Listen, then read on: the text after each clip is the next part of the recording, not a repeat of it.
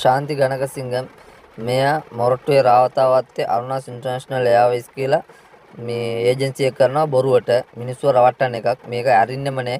මේකට එක්කෙනෙක් එනවා මොරටු මුල්ලේද කොහේ හරි එක්කෙනෙක් කුඩුකාරයෙක් වගේ තමයි එයා. එයා ඇවිල්ලා උදේට අරිනවා රැට වහනවා එච්චරයි. මෙයා කවුරු හරි රවට්ටන්න ඕනේ දවසකට තමයි අරින්නේ. මෙයා ඉන්නේ ඇවිල්ලා කතා කරලා මෙහෙමයි මම මේ එයාපෝට් වලින් ඉඳන් එනවා. මෙහෙමයි මට මේ එයාර්වේස් එකක් ඕපන් කරන්න යනවා. කියලා බොරුවට මිනිස්සුන්ගෙන් රවට්ටලා සල්ලි දාන්න ඔයාටත් මම කොමිෂන් එකක් දෙනවා කියලා බොරු යෝජනාවක් කරලා තමයි මේක කරන්නේ. මොකද මෙයාට අහු වෙන්න එපා. මේ මිනිස්සුන් අහු වෙලාත් ඇති මෙයා රට යවනවා කියලා. ඔය අනිත් එක යුරෝප් කන්ට්‍රි තමයි යවනවා කියන්නේ. බොරුවට සල්ලි ගොඩක් ගන්න පුළුවන් කින්ද තමයි මේක කරන්නේ මෙහෙම. මෙයාට අහු වෙන්න එපා. මෙයා සල්ලි දාලා මේක කරන්නේ. මෙයාගේ වාහනේ දිනවා. මෙයාගේ ෆර්ස් එක මන් දාලා තියෙනවා. මෙයා කරන්නේ කොහේ රවට මේ කොළඹ වට තමයි ඉන්නේ.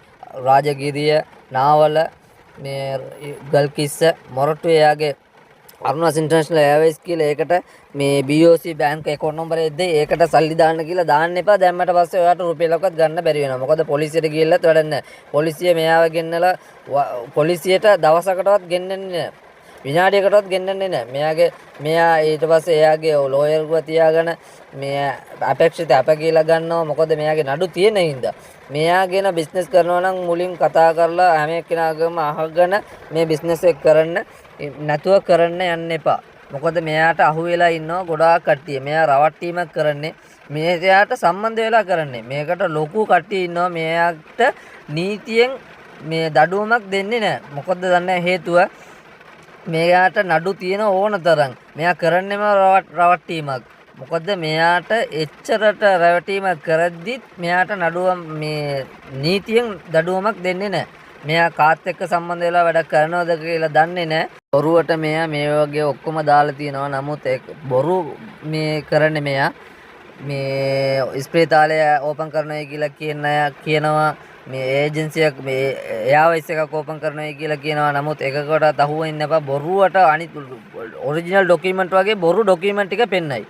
පෙන්නලා තමයි මේ බිස්නස් කරන්නේ. අර ඒ උගස් කරලා තියෙනවා මේ උගස් කරලා තියෙනවා මම මේක එකක් ගත්තා මේ ඉඩමක් ගත්තා අර ඉඩමක් ගත්තා කියලා බොරු චෝදනා මේ කියලා තමයි බොරු කියලා තමයි මෙයා බිස්නස් එක කරන්න යන්නේ.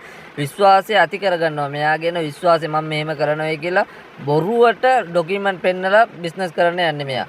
මේ වාහනේ අහු වෙන්න නම් එපා. අහු වුණොත් සල්ලි ගන්න නම් බැරි වෙනවා. මොකද මෙයාගෙන කවුරුත් තොරතුරු ගන්නෙත් නෑ. මොකද මෙයා කරන්නේ එම සල්ලි දැම්මට පස්සේ ඔරිජිනල් ඩොකියුමන්ට් ටික එයාම තියාගන්න හදන්නේ.